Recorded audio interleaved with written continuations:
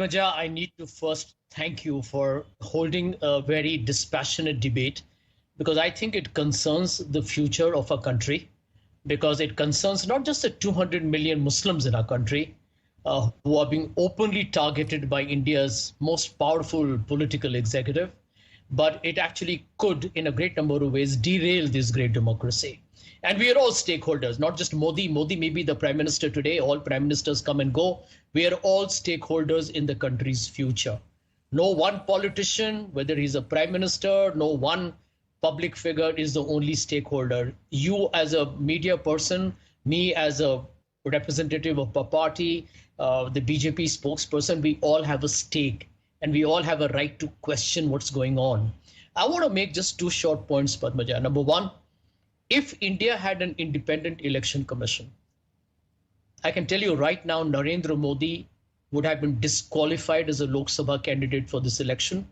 Narendra Modi, India's prime minister, would have had the ignominy of being banned from public campaigning for the rest of the election. I have read, I'm a student of political history. I have read what led to Mrs. Gandhi's disqualification after winning the Lok Sabha election from Rai Bareli by the Allahabad High Court. What Mr. Modi is doing is not some technical violation. He's violated the Model Code of Conduct. We all know what it is. He's violated the Representation of People Act. And if there are no consequences on Mr. Modi, I can promise you, we are actually entering a very dangerous and a very diabolical phase of the future of Indian democracy. As Nirja correctly pointed out, this is not another fringe leader. This is India's prime minister. So can you address the example that Sanju Verma has given? She is saying that past examples show us resources from temples are used for minorities. That is what was being extrapolated. Please address that specific example. No. One minute. I'm not obliged to answer any Tom, Dick or Harry stupid No. Please do not make personal comments. She's not a Tom, Dick and Harry. She's a national spokesperson. Please, Mr. Jha. No, then we'll get into this tutu meme slanging match. Please, let's not get personal. Answer a specific example quoted. Yeah, here is my... No, 1 minute. I'll tell you what I want to do on your program. Your viewers, I respect them. I want to debunk the lie spoken by Modi. Modi has spoken from a public platform. I feel appalled and aghast that I have to call him my prime minister. Oh, let me be very honest with you. I do not think we should get into a long monologue about a individual. We are discussing an issue. I'll quickly bring in Mr. Pugal Gandhi also. Please, I request you, let's debate an issue. Mr. Gandhi, would you like to respond to a specific example that temple resources are used for other communities? Hence, the suggestion here that if wealth distribution happens, then the majority will be at the receiving end in a negative way. Your comments. See, first of all, the BJP spokesperson who is on the show today, I think she is also a liar like her own leader, Mr. Narendra Modi. Or else she does not understand how the temple funds are being used. None of the temple funds can be used for any other purpose except for the temples. That is the underlying fact. Even in Tamil Nadu, we have got HRNC department. How it works, the temple funds are collected. The temple funds goes to the consolidated fund.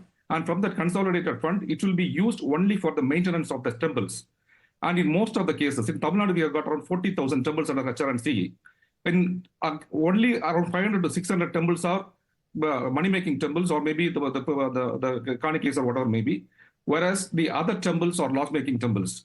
They does not have enough funds even to do pujas. Therefore, it is the state government which spends on the temples. I have the facts and figures with me, right? Even with me.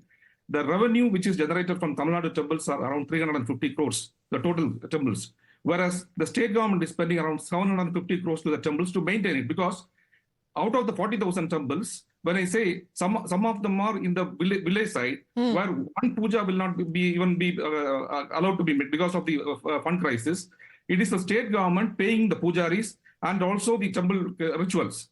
So let's have the facts clear. As far as Mr. Modi is concerned, Mr. Modi is a big liar, and all the BJP spokespersons and the BJP leaders are also doing the same thing. And today's issue with respect to Honorable Prime Minister's speech is nothing but the nervousness of BJP and Mr. Modi, because their own reports say that they are losing their ground in Tamil Nadu and other states, which went for the poll in the first place. And because of that nervousness, they are becoming, because these are megalomaniac leaders. Okay, this is again the question of nervousness, low turnout, manifestation. Sanju Verma. And Padmaja, let me be very clear. I have not abused anyone on your show.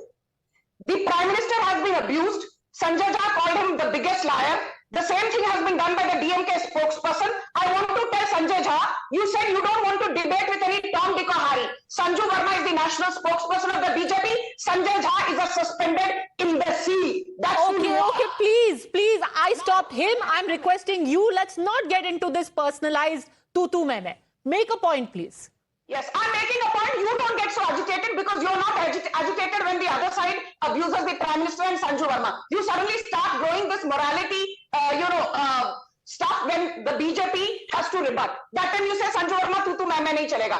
Ye aap tab bhi bolo na jab Sanjay Jha. I said exactly that. Please make your point. Yes, I'm making my point. Please hear me very carefully. You will be surprised to know that this is what MK Stalin has said on the floor of the assembly.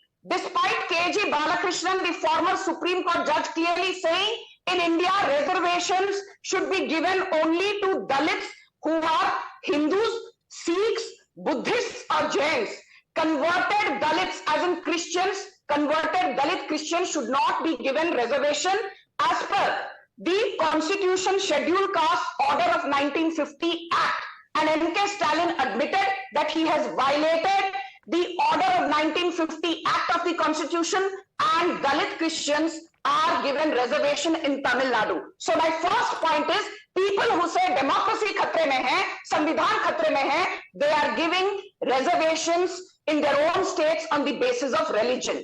Let me also remind the Congress party, prior to the Telangana and Karnataka assembly polls, they announced special reservations on the basis of religion to certain minority communities, and Amit Shah openly said that the BJP believes in reservation on the basis of your economic status. If you're socially backward, you're educationally backward, or if you are financially backward because of a legacy issue, BJP always supports reservation, but not a reservation on the grounds of religion. Is Siddaramaiah giving reservation on the grounds of religion in Karnataka?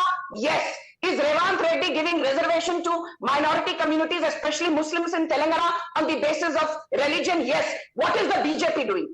BJP today says, जो भी पिछड़ी जाति का है, हम उसको आरक्षण देंगे. It could be a Muslim, it could be a Buddhist, it could be a Hindu. So we are not practicing majoritarianism. We follow the principle of सबका साथ, सबका विकास, सबका विश्वास, सबका प्रयास. It is the Congress which is peddling minorityism. Majoritarianism is Sanjay Jha, minorityism, even in reservation. First the example of temples given, now the example of reservation.